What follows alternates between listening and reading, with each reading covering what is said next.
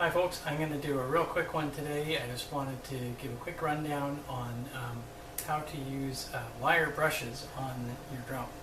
Okay, they are these funky contraptions here. Okay, you can tap the drum with them just like sticks. They're just made up of very thin metal wires, right, that have a bit of flexibility to them.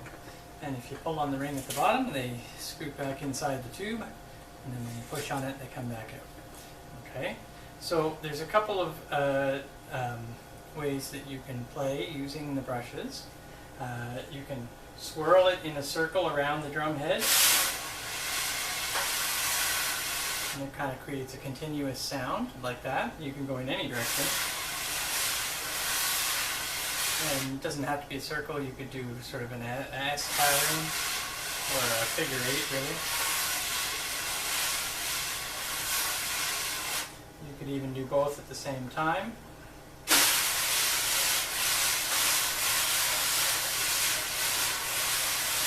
And if you want to do short sweeps, you can just sweep in a line or sort of a short arc. See, I'm just sweeping back and forth with one hand. Right? And you can, of course, there's all sorts of ways to combine all of those different sounds.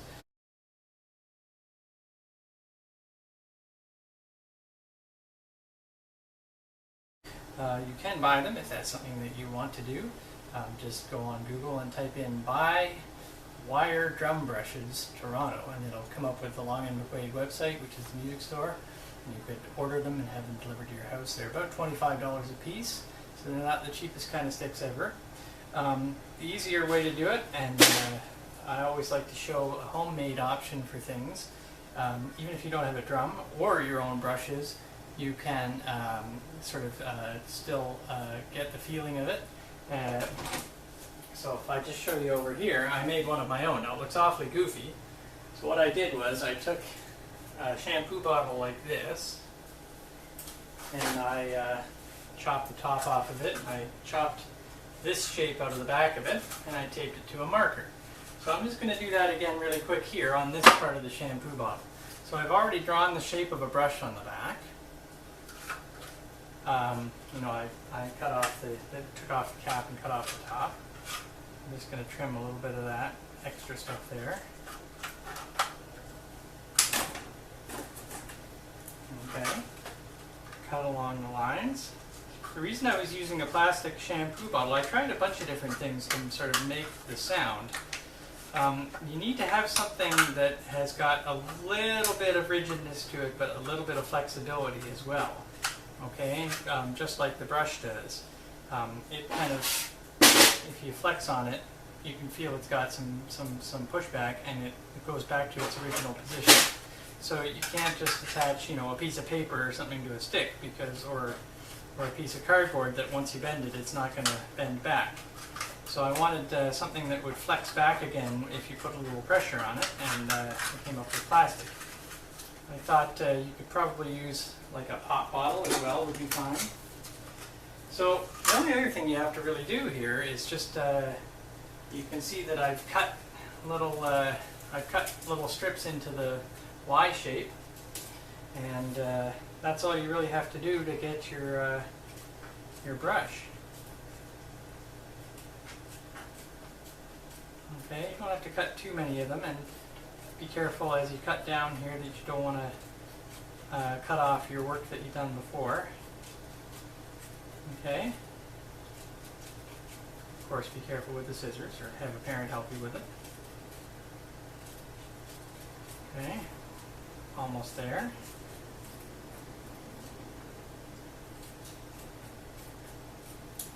Okay, so it's a pretty rough and ready, goofy looking thing, but you'd be surprised, it actually makes a pretty good sound.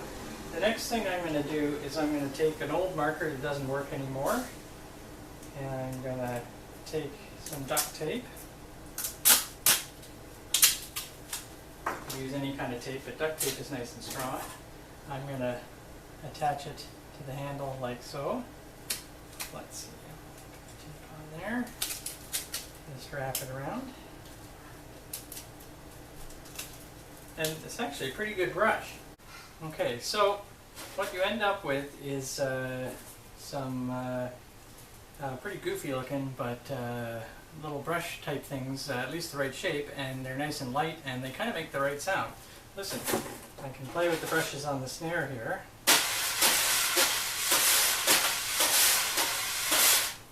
Okay, and then I'll play with our made up plastic ones.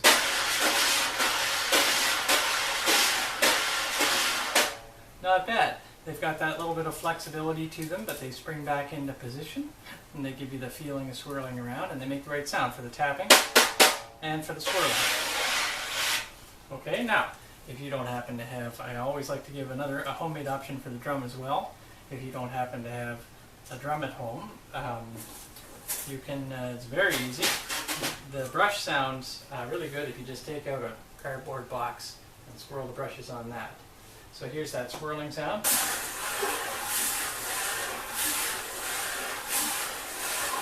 Or the back and forth sweeping. Or just regular tapping. And you put them together.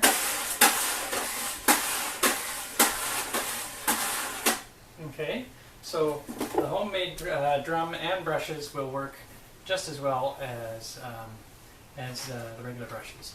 So I wouldn't want to leave you without learning a pattern on the brushes today. We can go and listen to some old-timey jazz music, old-time swing music.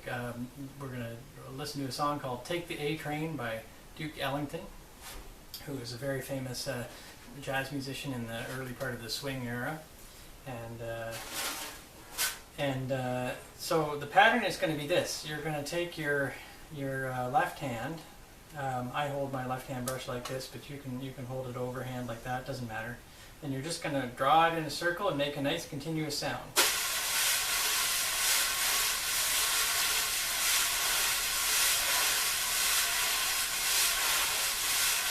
And I'm not pressing down too hard.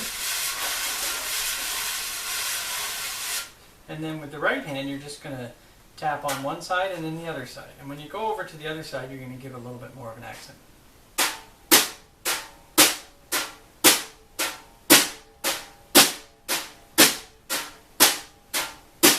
Okay, and if you put those together,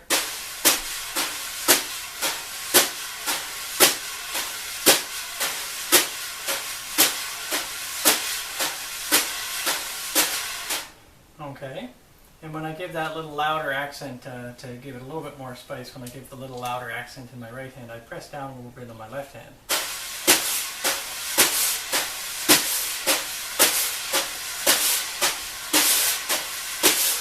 You don't have to do that, but it gives it a little bit more of a groove.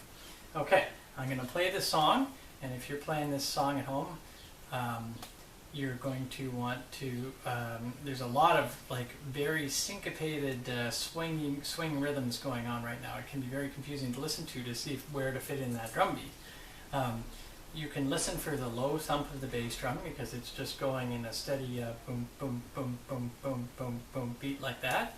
And your right hand can just go along with that low thump of the bass drum. Bum, bum, bum, bum, bum, bum, bum, bum. And also the person playing the upright bass is playing that same rhythm.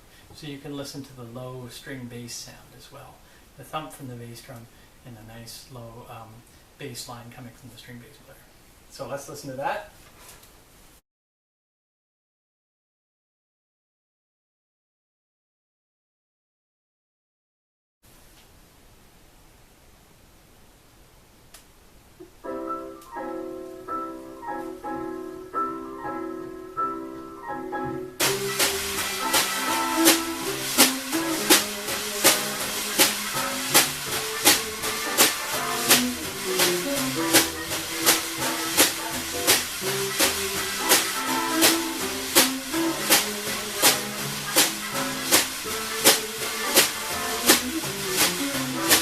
I'll switch to the other homemade brushes.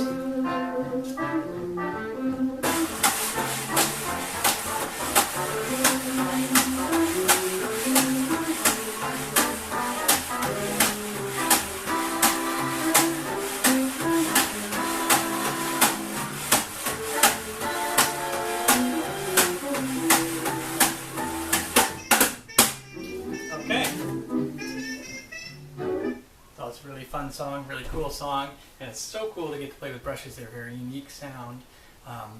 Nothing else quite sounds like it. So listen to that song. Use brushes to play along with it on your snare, or make your own brushes and play along either on a drum or on a cardboard box, just to get that feeling and that cool swing rhythm. Okay, enjoy.